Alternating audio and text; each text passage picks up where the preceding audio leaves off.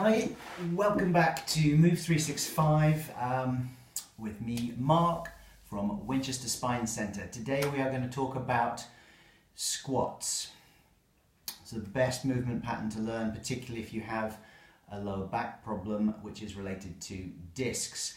If you're watching this on Instagram, please click the link to go to our full-length version on YouTube, or jump across to YouTube and search for Move365. That's where you'll find us with the full-length video.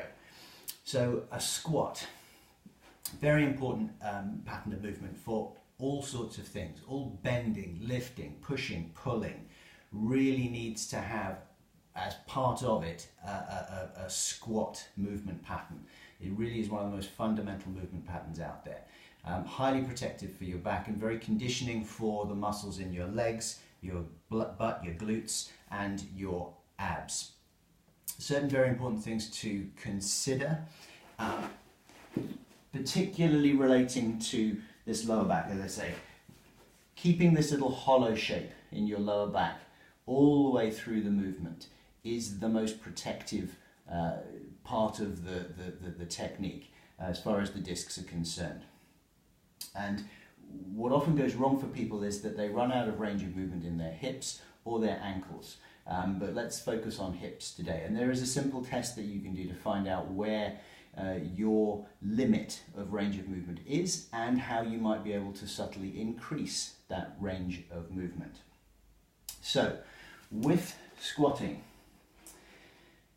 sending the hips back, keeping the lower back hollow, trying to keep the chest open and extended as deep as you can. And as I say, what happens is people run out of that range of movement and they begin to tuck underneath here. They lose the hollow shape in their back. Pressure rises, the hydraulic pressure within the discs in their back rises dramatically, and there is a risk of injury to those discs, particularly if you're doing it under load, heavy load, or if you're doing it repetitively. So how do we find out where our range of movement is? You can do a test on all fours,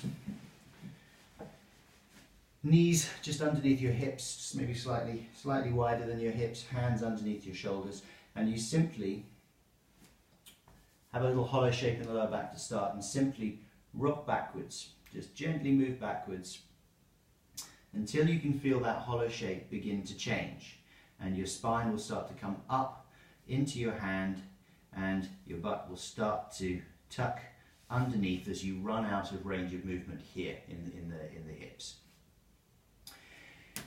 In order to make that range of movement slightly bigger, what you will probably find helpful is to take the knees wider than the hips, and that allows you just to tilt the pelvis forward a little bit more, maintain that hollow shape a little bit deeper into the squat.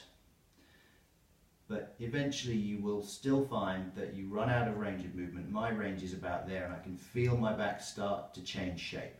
So that's my range of movement. And I can look at this angle that I'm making here between my thigh and my abdomen and know that that is about as deep into a squat movement as I would want to go. So, to recap,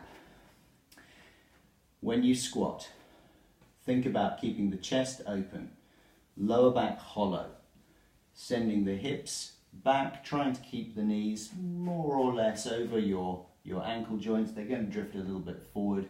And in order to get a little deeper into the squat whilst maintaining that nice little hollow shape, that safe place for your lower back, you're probably going to want to take your stance a little bit wider so that you can squat down further whilst keeping your torso relatively upright. Hope that's helpful.